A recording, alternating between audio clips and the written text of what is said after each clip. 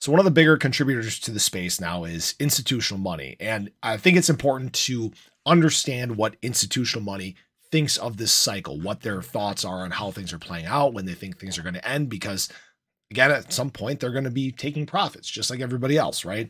And Grayscale actually published a report talking about their crypto findings, and what they believe we're currently in is the middle stages of a crypto bull run. So Miles Ducher, hopefully I'm pronouncing his name right, he did a fantastic breakdown of the key findings and what they're seeing in their reports. So they cited a number of signals that we're currently in the middle of the bull market. They said Bitcoin's price reaching its all-time high prior to the halving, total crypto market cap reaching its previous high, which actually has not happened, meme coins gathering TradeFi attention. So just kind of normal stuff that typically happens post-halving, okay? Now, what Miles Dutra said, but in order to work out how things will rally in this rally will sustain, we must assert the underlying price drivers. They highlight two specifically, which is spot Bitcoin ETF inflows and strong on-chain fundamentals. So we are seeing obviously an uptick in the amount of spot ETF inflows. They obviously just started. We've seen over $12 billion flow in just 3 months, crushing the expectations of basically everyone.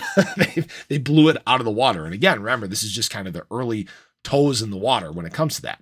We're seeing healthy on-chain fundamentals. We're seeing stablecoin inflows, DeFi, TVL on the climb throughout the space, all these great things, right? We've seen stablecoin supplies increase on exchanges, more liquidity, more retail money flowing in. All these things are kind of happening early, again, at a little bit of an accelerated rate, right? BTC outflows are the lowest they have been in 5 years. Investor confidence is on the rise. Obviously, institutional money hodling as well is a big deal.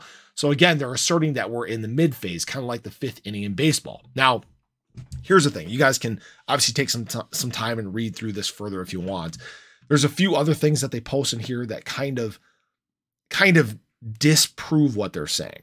All right. So first of all, they post the net unrealized profit and loss chart on here. You can see that we've had times where we approach this historic level of 70%. We're on our way right now currently. Hopefully you guys can see my mouse. We're approaching 70% currently.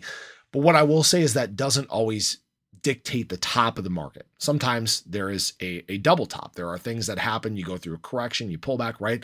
But you go on to reach further highs. It's that transition of the long-term holders to the shorter-term holders that tends to happen throughout this market cycle. All right, typically tends to indicate the start of alt season, which we are approaching obviously very quickly. The halvings less than 30 days away.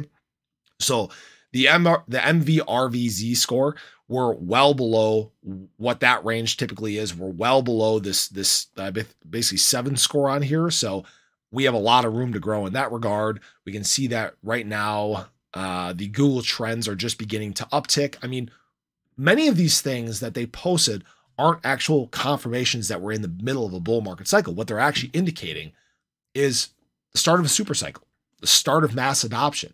All right. These things, they typically begin to accelerate the more people you have coming into crypto. Again, retail starting to come back. It's an early sign of a super cycle, early sign of mass adoption. Institutional money getting in, early sign of a super cycle, early sign of mass adoption. These things are beginning to accelerate, and they're happening at earlier rates because there are catalysts happening that were not here in the past. Now, the interesting thing about this as well is, if this is their mindset and they're thinking that the market's going to top out early, guess what? That's fine. If they want to think that, that is absolutely okay, because guess what? We tend to have early tops in bull market cycles. And guess what? We end up going on to break them. You guys can see that happening obviously here in early 2021. We had our peak at 63K. We ended up correcting. This was in part because China banned crypto. So we had kind of a black swan event. We lost about 50% of the market cap of crypto, and we went on to set a new high.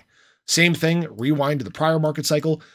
We actually capped out early here in 2017. You guys can see that we actually went on a pretty decent sized retracement. I think it was like 30 plus percent retracement in the market. People calling the market done. This was the top. This was it.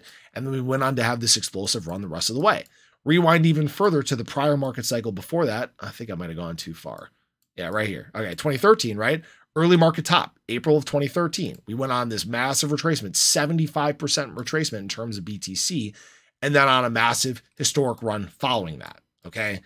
So their data may support their their plan, their thing that they want to do. We may see again in early 2025 this kind of peak where everyone thinks that this market cycle's done and, oh, that was the top. And then we start to go on this correction. It was an accelerated market cycle. We're done. And then we turn around and we go on to have our blow off top, set even further highs, even bigger adoption, more FOMO, catalysts that send us into even further mass adoption, 10%. This is what I'm talking about, guys. You know, people think they know the market, even institutional money who's been here for 3 months. Obviously, I know Grayscale's been here longer with their GBTC fund that got converted to a spot ETF. They think they know what's going to happen. But when you get into mass adoption, when you have these accelerated rates of growth, nobody knows what's going to happen. Okay. So it's tough to really gauge when this height of the market cycle is going to be. That's why I've made many videos talking about it. There's a lot of data that we need to assess, but sometimes at the end of the day, the data may not be enough. Okay. We may go on this extended period of run where these cycles that we go through, they're crushed completely. They get completely invalidated. It's a lot of unknowns, but I just thought I'd share that with you guys. I think it's important to understand where they think we're headed, because guess what? They control billions of dollars now. So I appreciate you guys. I hope you enjoyed the video. Let me know your thoughts below, but have a great day. Catch you in the next one. Take care.